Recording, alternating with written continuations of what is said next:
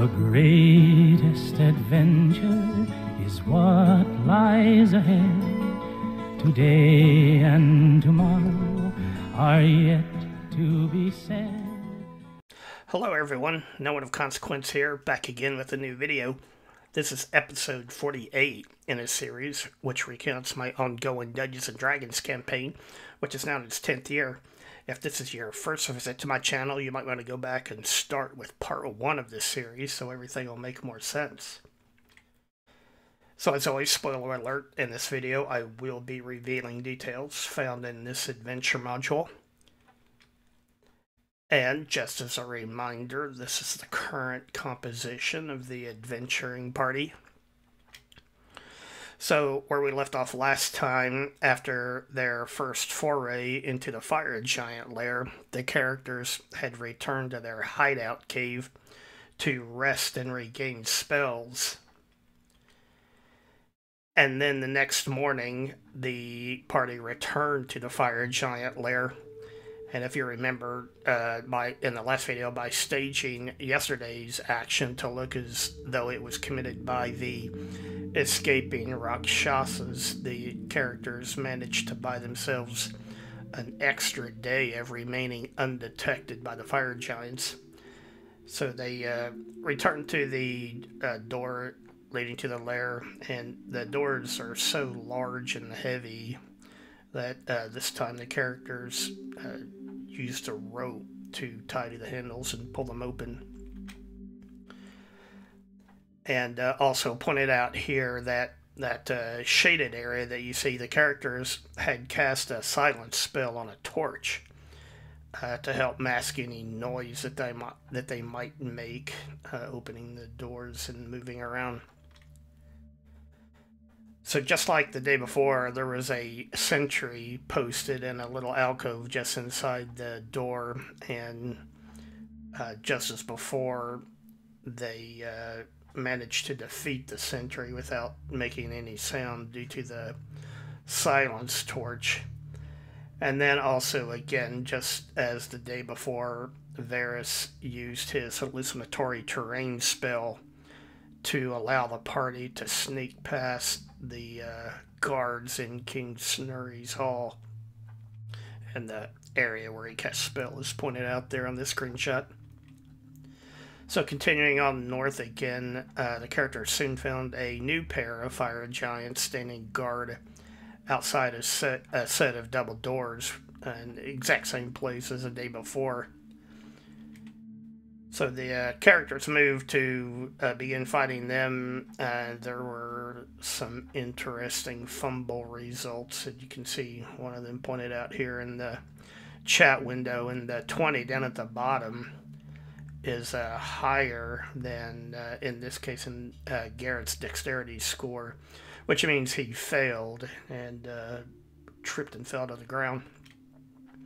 And then another fumble result is pointed out here. Somebody lost their backpack, and you can see it lying there pointed out there on the ground. However, just as the day before, these fire giant guards were eventually defeated.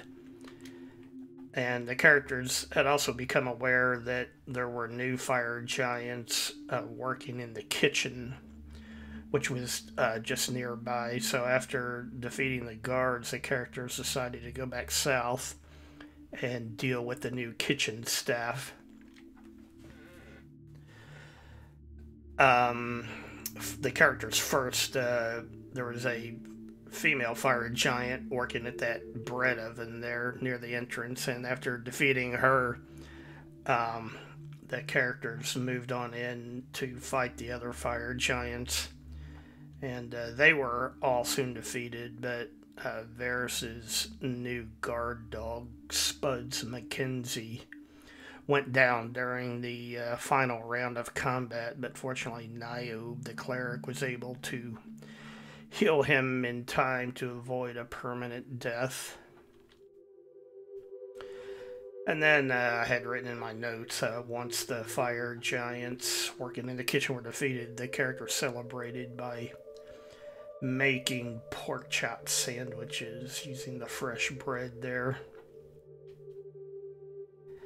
And next, the party went back up to check out those double doors that the fire giants kept posting guards at. And they listened at the doors, but they didn't hear anything, so the characters opened the doors. And inside, they found what appeared to be some kind of a conference room. There were torch brackets mounted around on the walls of this room, but the torches themselves were unlit. So the characters went around the room lighting the torches. And soon the entire room was illuminated, and something unusual. Of course, most of the furniture in this room was sized for giants, but set against the north wall was a stepped platform topped with a normal-sized throne-like chair. So, of course, Gorbadoc could not resist the temptation to run up the steps and seat himself in that chair. On the south wall of this room, there was a large curtain, and Aramis and Thorol went down and checked it out, and they found a cabinet containing a lot of papers, and there was also a scroll tube that was carved from some kind of black material. And Thorol opened the tube and found it contained a document written in fancy calligraphy. However, it was written in Fire Giant, so he was unable to read it. Then, meanwhile, on the east wall was another curtain, and Varys just pulled it down rather than trying to, just look behind it. And pulling down the curtain revealed that there was an alcove containing 3 chests. There was one chest on the floor at each end of the alcove, and one sitting on a table in the center of the alcove. Garrett climbed up onto the table and immediately opened the chest located there, but unfortunately that sprang a trap, and giant-sized arrows shot out of the north wall and across the table, almost killing him. And you can see, I've pointed out there, you can see how low his health bar is. And to make matters even worse, the chest itself contained only rocks. So Garrett had enough of the chest, so Aramis and Gorb opened the other 2 chests, and one of the chests was filled with gold coins, and the other was filled with silver.